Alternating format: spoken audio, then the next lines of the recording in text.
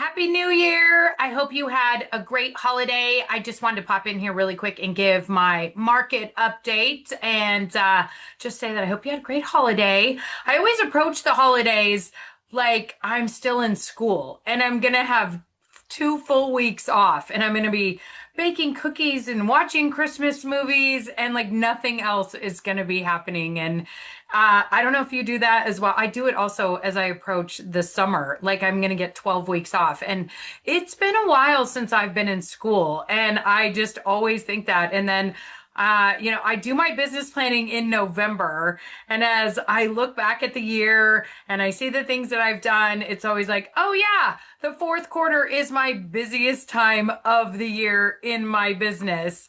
But this year I'm going to remember that. And so, but if you're one of those people that thinks like, that there is a slowdown and that nothing happens in the real estate market over the holidays, I can attest that is not the case at all. I had the busiest December I've ever had.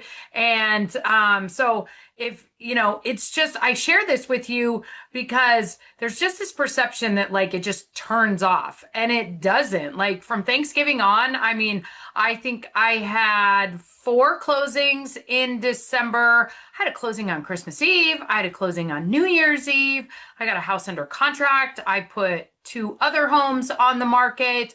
I had 2 buyer consultations the week between Christmas and New Year's. So it was busy. And I love that because people are seeing the opportunity in the market. So we are still seeing that sellers in certain price points are offering seller concessions. This means you could possibly get your closing costs covered. You could get a contribution towards your closing costs or use it as my clients did to buy down their rate. They took advantage of a fantastic opportunity one of our production builders was offering that expired at the end of the year, and they closed on New Year's Eve and they were able to get their closing costs covered. They bought down their rate. They got a refrigerator. They got blinds in the house. They got a fully fenced yard. So those things, and they're still happening even though the end of the year has passed. So, but the builders always adjust those promotions every month. So definitely something to check into. But I'm really excited for them. And I'm also excited, like my sellers, that doesn't mean they were giving something away. I always evaluate every situation with my sellers and I want to prepare them and say, hey, we're in a market where it wouldn't be shocking if a buyer asked you to contribute towards their closing cost. Does this, if you were asked this, and we come up with a scenario, would this still enable you to get you where you need to go to feel comfortable to make the next move in your life? And if the answer is yes, then, they're feeling really confident about that and they're able to help buyers because last year, interest rates weren't horrible, but they still made it difficult for some buyers to get into the market. So that offering of a seller concession was one of the ways that we saw sellers move on their way and buyers get into the house.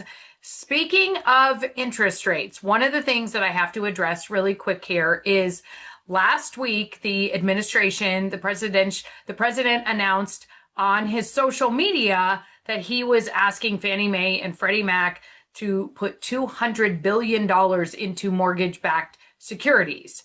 And the market responded. Interest rates are at their lowest that they've been in 3 years. So first off, I want to say, if you're a buyer who's actively looking right now, you want to take full advantage of that because it hasn't been implemented yet. It was a post on social media, but the market did respond to it. So we're seeing fantastic rates, lower than they were. So I would take advantage of that. Now, one of the things I do want to share with you, because I definitely want to know more about this, I instantly put calls into the lenders that I work with. I was very curious about this.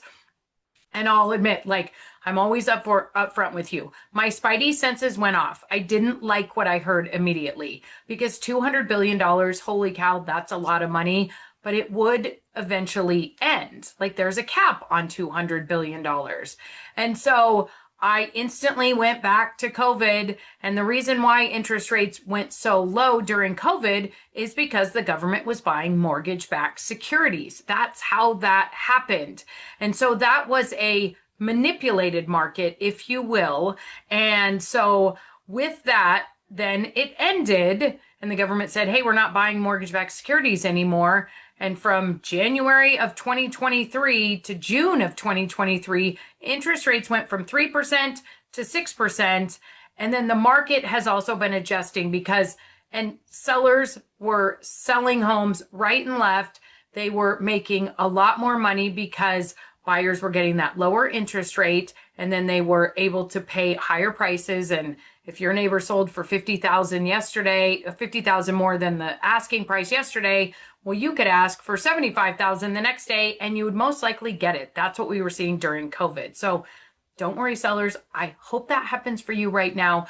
But what I'm sharing is that this makes me nervous in the initial stages. I haven't learned everything about it yet, but it makes me nervous because in the long run, what we have seen in the last couple of years is those prices that were out of this world for sellers eventually had to come back down to planet Earth. And so we saw that adjustment. I do not think that that means that your house was devaluing. It just means the market was adjusting because we no longer had mortgage-backed securities. So I am very curious to see what all of this means. In the meantime, if you can take advantage of the market adjusting to a social media post, do it. Lock in that rate now. If you're looking to sell your home and we're seeing that homes are starting to one-up each other again, yeah, great time to get into the market. I always want you to take advantage of that. But as a realtor, I am always looking at long-term. And I'll be honest, I would rather have an interest rate that is a steady 5.5 that got there on its own versus a manipulated market, because I am looking at the long term. But I'm also here to learn, and I'm going to share with you what I learn along the way. So just wanted you to wanted to make sure that you heard me talk about that because it is making headlines all over, and just wanted to address it. As I know more, I will share that with you always through my newsletters, my postcards, all information that I put out. So just stay tuned and I will share with you what I learned. But Happy New Year. I hope this is a prosperous year for you and I wish you only the best.